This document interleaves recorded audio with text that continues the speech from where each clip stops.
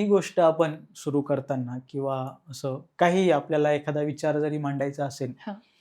तर लोकं आपल्या ॲक्शनपेक्षा आपल्या विचारांना किंवा आपल्या बिहेवियरला खूप एक जज करतात. बरोबर, एक जजमेंटल एक बिहेवियर असतं. बरोबर.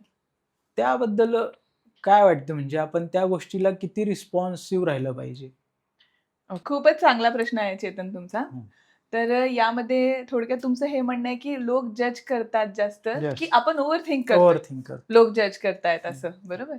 तर या दोन्हीही गोष्टी आहेत.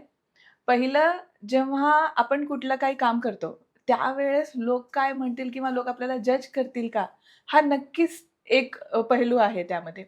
पण मला असं वाटतं, की ओव्हर थिंक करण्यापेक्षा किंवा लोकांचं जजमेंट आपण लक्ष न देता आपले मूल्यांवरती जास्त भर देऊन पुढे वाटचाल केली पाहिजे. कारण सोसायटल एक्सेप्टन्स जो आपण म्हणतो, त्यासाठी आपण लोक जज करतायत किंवा ज्या प्रकारे आपण वाढलोय, तर त्या हिशोबाने कुठे ना कुठे हा मनात कायमच विचार राहणार आहे. तर जजमेंट तर आहेच, पण ओव्हर थिंकिंग त्याला जास्त जास्त कारणीभूत आहे. Yes, yes. कारणीभूत आहे. आणि Instagram किंवा सोशल मीडिया याचा काही इम्पॅक्ट जाणवतो यावर? नक्कीच जाणवतं. कारण जसं मी तुम्हाला बोलले, की आपण एक्सटर्नल व्हॅलिडेशनकडे जास्त लक्ष जास्त देतोय लक्ष सध्या. देतो. हं.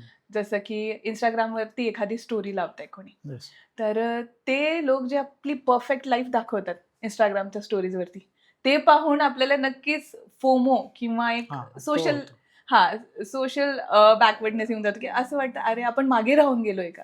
किंवा फोमो जो आहे, की फीलिंग ऑफ मिसिंग आउट. तर कोणीतरी व्हेकेशनला जातंय हो. इंटरनॅशनल, कोणीतरी खूप परफेक्ट लाईफ आहे, कोणाला मुलं झालेत हं. आणि पर्सनल जर आपल्या वयात विचार केला बरोबर. तर. हे सगळं पाहून खूप फॅसिनेटिंग वाटतं. पण मला असं वाटतं त्यावेळेस एक सोशल मीडियाच्या Instagramच्या स्टोरीवरती फक्त सगळं काही अवलंबून नसतं. नसतं. तर रिअल लाईफ आणि सोशल लाईफ किंवा सोशल मीडियाची लाईफ यामध्ये खूप डिफरन्स आहे. त्या गोष्टींमधला जो डिफरन्स आहे तो नेहमीच आपण ग्राउंडेड राहून लक्षात ठेवलं पाहिजे.